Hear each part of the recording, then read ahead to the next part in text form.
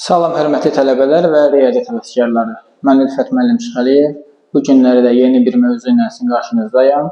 Bizim bugünkü mövzumuz ardıcıllıqlar, asılılıqlar mövzusudur ki, bu mövzu əsasən lisey qəbul imtahanlarında tələbələrin rastlaşdığı mövzulardan biridir.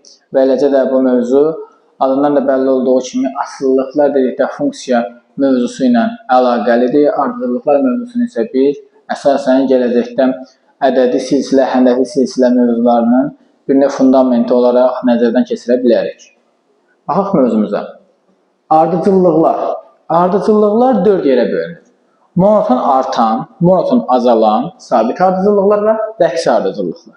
Monoton artan ardıcıllıqlar o ardıcıllıqlardır ki, monoton yəni sabit artan ardıcıllıqlar. Məsələn nə? Məsələn 3, 7, 11, 15, 19. Bunlar monoton artandır. Bunlar monoton azalan ardıcıllıqlar. Məsələn 50, 45, 40, 35, 30. Bunlar sabit ardıcıllıqlar. 7, 7, 7. Bu ardıcılıqdan gedir sabit şəkildə.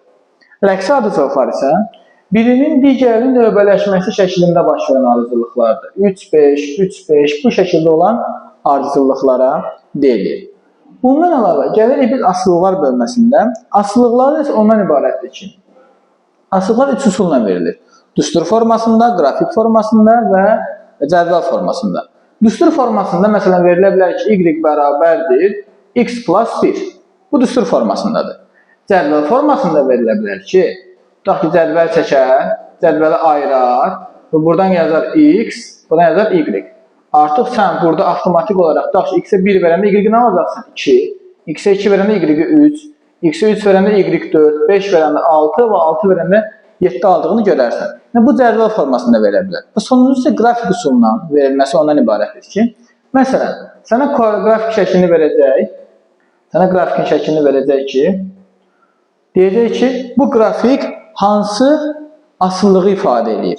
Sən də avtomatik olaraq qrafikə baxacaqsan və görəcəksən ki, burada x-in 1 qiymətinə y-in 2 qiyməti uyğun gəlibsə, x-in 2-sinə y-in 3-ü uyğun gəlibsə, deməli, həqiqətində bu qrafik necə deyirlər, asıllığın qrafikini əks etdirir, şəklini əks etdirir. Mən burada sizə əsas asıllığın 3 üsulla verilməsini, düstur, cədvəl, qrafik verilməsini və bunların arasındakı əlaqəni izah elədim ki, hər hansı bir cədvəl şəklində məlumat qarşınıza çıxanda siz oradan rahat bir şəkildə düsturu ifadə eləməyi bacarasınız. Əlavə olaraq, asıllığa məsələn özünüzə asıllıq deyə bilərsiniz. Məsələn, daxil oluruq mağazaya, mağazadan tutaq ki, bir saqqız alırıq, saqqızın qiyməti olsun 80 qəpik. O halda bizim asıllıq düsturumuz necə olacaq? Olacaq y bərabərdir nə? 0,8x. Yəni 80 qəpikdə 0,8 manatı çevirdik. 0,8x. Və yaxud da tutaq ki, başqa bir nümunə deyək, tutaq ki, mən gedirəm, marker almaq istəyirəm, marker 50 qəpikdir və onu mən yazıram, y bərabərdir 0,5x. Bu, bunun düstur şəklində verilmiş asıllığıdır. Biz gəlsək, nəzər etsək ardıcıllıqlardan bir məsələni də sizə qeyd edeyim ki, ardıcıllıqlar ola bilər ki, sabit artan, sabit azalan olmayıb da, dəyişik bir formada verilsin. Məsələn, necə?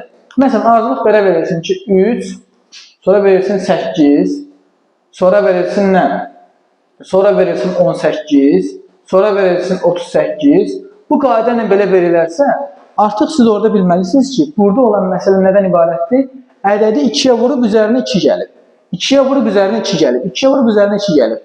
Yəni, arıcılıqda 2-yə vurub 2 gəlmək, 3-ə vurub 1 gəlmək və yaxud da hasil şəklində, məsələn, belə bir arıcılıqlar da verə bilirlər sizə. Ola bilər ki, məsələn, belə bir sonla qarşılaşırsınız. Necə? 4, 8, 16, 32, 64 bu formada ardıcılıqlar da görə bilərsiniz. Bunun bölünməsini də görə bilərsiniz. Və yaxud da görə bilərsiniz, ən çox qarşımıza çıxan belə uşaqları düşündürən ardıcılıqlardan 1, 4, 9, 16, 25, bir növbətini tap. Növbəti nə olacaq? Ədədlərin kvadratlarıdır da bunlar. 1-in kvadratı, 2-nin, 3-ün, 4-ün, 5-in kvadratı və növbəti olacaq 6-ın kvadratı, 36.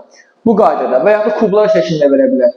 1, deməli 8, 27, 64, 125. Yəni, bu formada növbəti ədəd nə olar? Növbəti olar 216. Yəni, hər birinin kubundan söhbət edir. 1-in kubu, 2-nin kubu, 3-ün kubu, 4-ün kubu, kubların artışı şəklində göstərə bilir. Mən əminəm ki, artıq siz ardıcılıqlar və asılılıqlar bölməsi ilə bağlı sualları gördükdə rahat bir şəkildə həll etməyi bacararsınız.